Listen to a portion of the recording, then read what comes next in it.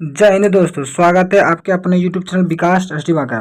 दोस्तों, आज का जो हम लोग का सेट है वो आरपीएफ कांस्टेबल और आरपीएफ सब इंस्पेक्टर का है, जो कि क्वेश्चन बैंक है, जिसमें 2018 से 2019 के बीच में जितने भी प्रश्न पूछे गए वो सारे इसमें दिए गए हैं। इसमें टोटल कुल 26 सेट दिए गए हैं, जिसमें 10 सेट आरपीएफ सब इंस्पेक्टर का है और 16 सेट आरपीएफ कांस्टेबल का, जिसमें से हमने 8 सेट आरपीएफ सब इंस्पेक्टर का करवा दिए हैं।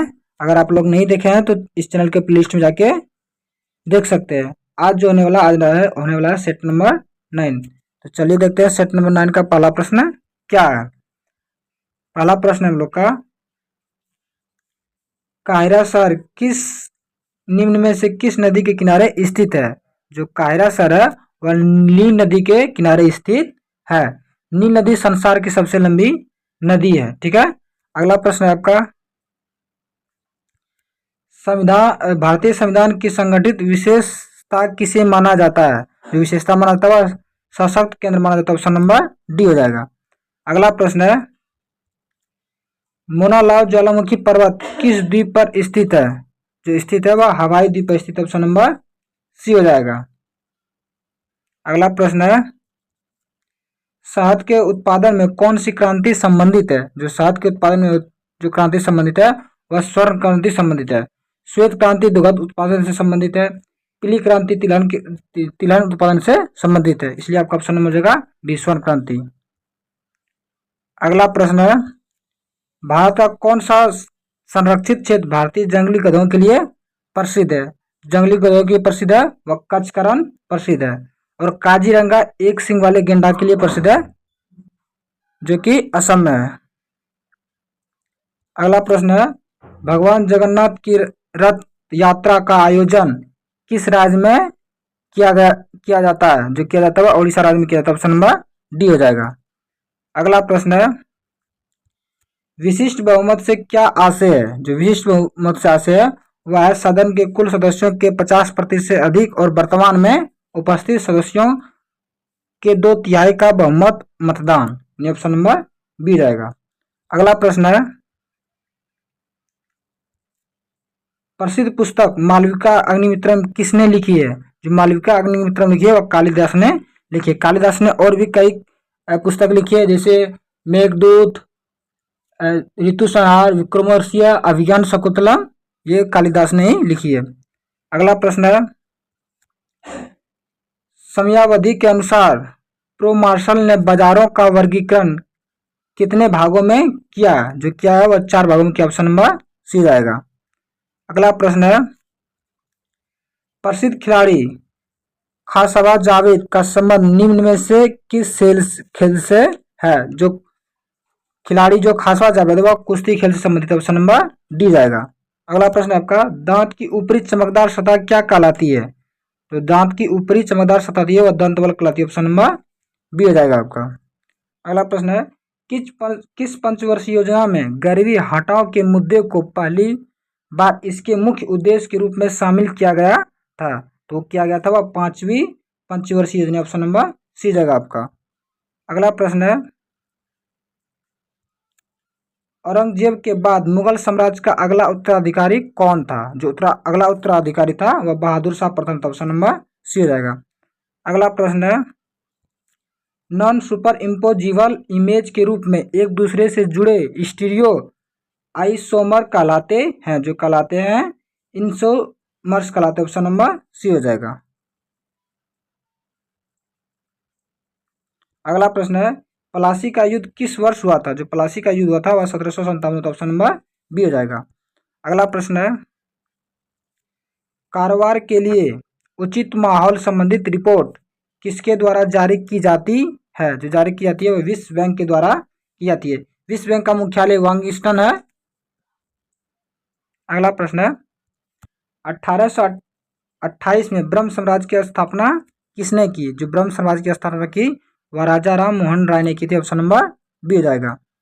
अगला प्रश्न, निम्न में से कौन से पदार्थ बाह्य चुंबकीय क्षेत्रों में रखने पर अति चुंबकीय हो जाते हैं। तो वो हो जाते हैं लो चुंबकीय पदार्थ। ऑप्शन नंबर ए हो जाएगा। अगला प्रश्न है, यदि विधेयक संविधान के संघीय प्रावधानों में संशोधन करना चाहता है तो इसे डैश द्वारा अनुमोदित किए जाने की आवश्यकता होगी। तो इसका सही जवाब ऑप्शन नंबर डी, यानी राज्य विधानसभाओं के आधे सदस्यों के समान बहुमत द्वारा। अगला प्रश्न है, राज्यों के राज्यपाल की केंद्र द्वारा नियुक्ति का प्रावधान किस देश के संविधान से लिया गया है?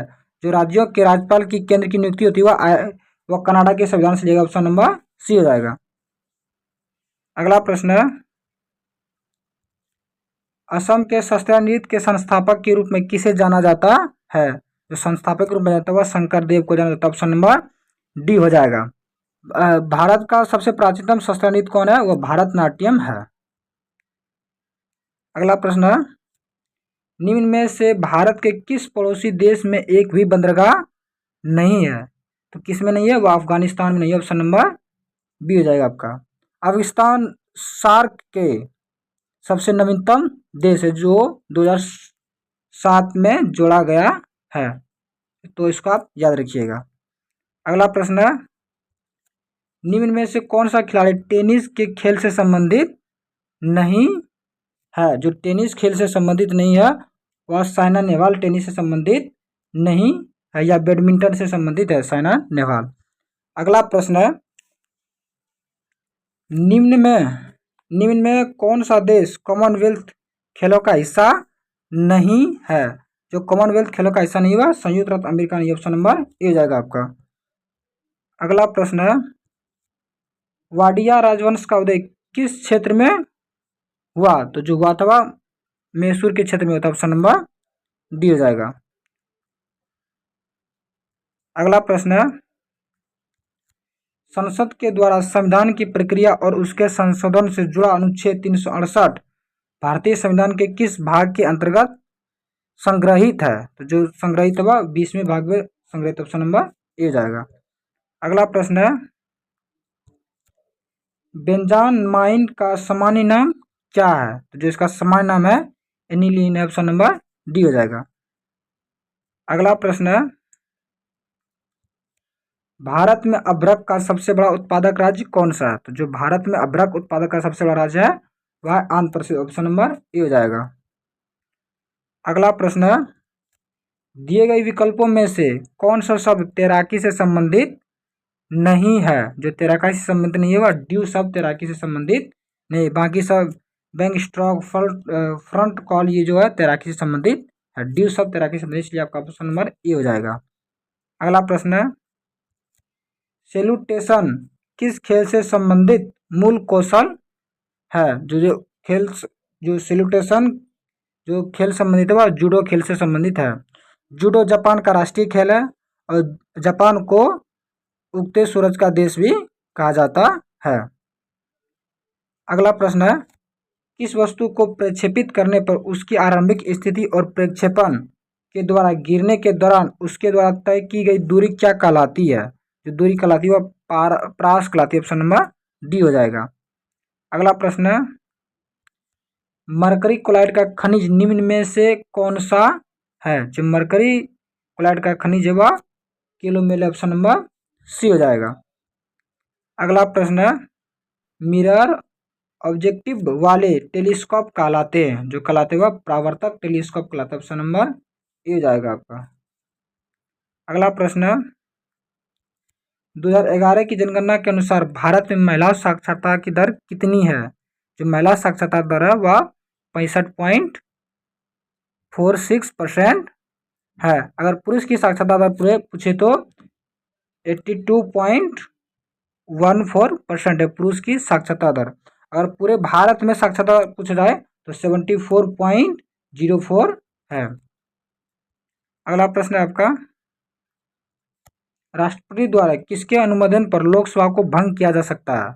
तो क्या ऐसा प्रधानमंत्री के अनुमोदन पर लोकसभा को भंग किया जाता है, इसलिए आपका ऑप्शन नंबर सी हो जाएगा। अगला प्रश्न है, भारतीय संविधान के अनुच्छेद 1 के द्वारा भारत को किस रूप में परिभाषित किया गया है? जो अनुच्छेद 1 में मतलब इसका कहना है कि अनुच्छेद 1 में क्या कहा गया? तो अनुच्छेद 1 में जो हमारा राज्यों के संघ के रूप में भारत को परिभाषित किया गया। ऑप्शन नंबर सी हो जाएगा। अगला प्रश्न है, द्वितीयक जाइलम के हल्के रंग वाले बाह्य क्षेत्र को और किस नाम से जाना जाता है? तो जो और अलग नाम से जाना जाता है सेपवुड के नाम से जाता है। ऑप्शन नंबर ए हो जाएगा। अगला प्रश्न है, मौलिक कर्तव्यों का संबंध निम्न में से किससे है? जो मौलिक कर्तव्यों का संबंध है वह भारत के नागरिकों से है। मौलिक कर्तव्यों को सरदार स्वर्ण सिंह समिति के अनुशासन पर संविधान के 44वें संविधान संशोधन 1976 में जोड़ा गया था। और मूल कर्तव्यों की टोटल संख्या कितनी है? टोटल संख्या 11 मूल कर्तव्यों की संख्या। अगला प्रश्न है, बॉस जल संधि तस्मानिया को निम्न में से किससे अलग करती है? तो जो अलग करती है वो ऑस्ट्रेलिया से अलग करती है। ऑप्शन नंबर बी जाएगा। लेकिन बॉस जल संधि तस्मानिया को तस्मान सागर को दक्षिणी सागर से जोड़ती है और अलग करती है ऑस्ट्रेलिया को। अगला प्रश्न है, केंद्र शासित प्रदेशों के लिए नियम कौन बनाता है? तो बनाता हुआ राष्ट्रपति नियम बनाता है। ऑप्शन नंबर सी हो जाएगा। अगला प्रश्न है, किसी वस्तु के उत्पादन के लिए किसी कंपनी द्वारा किया गया खर्च कहलाता है? जो कहलाता हुआ सामग्री लागत कहलाता है। ऑप्शन नंबर डी हो जाएगा। अगला प्रश्न है, संसदीय कानूनों में संशोधन किस बहुमत के द्वारा किए जा सकते हैं? तो किए जा सकते हैं, आपका दो ऑप्शन नीचे आ गया तो और नीचे दो ऑप्शन क्या देख लीजिए, प्रभावी बहुमत द्वारा और संसद के सामान्य बहुमत। जो इसका आंसर होगा ऑप्शन नंबर डी, संसद के सामान्य बहुमत के द्वारा। जो संविधान संशोधन जो है अनुच्छेद 368 में है, अनुच्छेद 368 में और भाग 20 में है। हम लोग का अगला प्रश्न क्या है,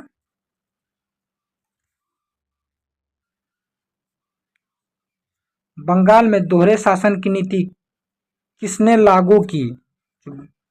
बंगाल में दोहरे शासन की नीति जो लागू की वह की रॉबर्ट क्लाइव ने की। ऑप्शन नंबर ए, बंगाल में दोहरे शासन की नीति रॉबर्ट क्लाइव ने लागू की। अगला प्रश्न है, पेरियार ईवी रामास्वामी ने किस सुधार आंदोलन की शुरुआत की थी? जो इसने शुरुआत की थी आत्मसम्मान आंदोलन की शुरुआत की थी। आत्मसम्मान आंदोलन की शुरुआत की थी। अगला प्रश्न है, सिमलीपाल संरक्षित जैव मंडल निम्न में से किस राज्य में स्थित है? तो जो सिमलीपाल संरक्षित जैव मंडल है वह उड़ीसा राज्य में स्थित है। ऑप्शन नंबर सी हो जाएगा। अगला प्रश्न है, निम्नलिखित नदियों में से कौन सी एक प्रायद्वीपीय नदी है?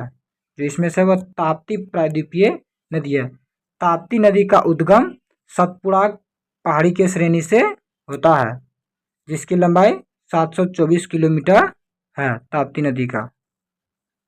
अगला प्रश्न है, हॉकी के खेल से निम्न में से कौन सा शब्द संबंधित है? जो हॉकी के खेल से संबंधित है वो ऑप्शन नंबर बी यानी प्लांटी कॉर्नर संबंधित है। ऑप्शन नंबर बी हो जाएगा। अगला प्रश्न है, अंडाशय के समीप स्थित नली के आकार का भाग क्या कहलाता है? जो कहलाता है वायु कोष्ठक कहलाता है। ऑप्शन नंबर ए हो जाएगा। अगला प्रश्न है, रामसर सम्मेलन किससे संबंधित सम्मेलन है? ये सम्मेलन है वह नम्न भूमि से संबंधित सम्मेलन है। नम्न भूमि से। ऑप्शन नंबर ए हो जाएगा। हुआ था रामसर, वह हुआ था 1971 में हुआ था रामसर सम्मेलन 1971 में। अगला प्रश्न है, वेबगत का सिद्धांत किस गवर्नर जनरल के द्वारा लागू किया गया? तो जो लागू किया गया था वह लॉर्ड डलहौजी के द्वारा लागू किया था। ऑप्शन नंबर बी हो जाएगा। यहाँ पे हमारा जीके जीएस का प्रश्न खत्म हो गया। आगे मैथ और रीजनिंग का प्रश्न है। अगर आप लोग पीडीएफ प्राप्त करना चाहते हैं तो हमारे टेलीग्राम चैनल से जुड़ जाइए, डिस्क्रिप्शन में लिंक दिया गया। तब तक के लिए जय हिंद।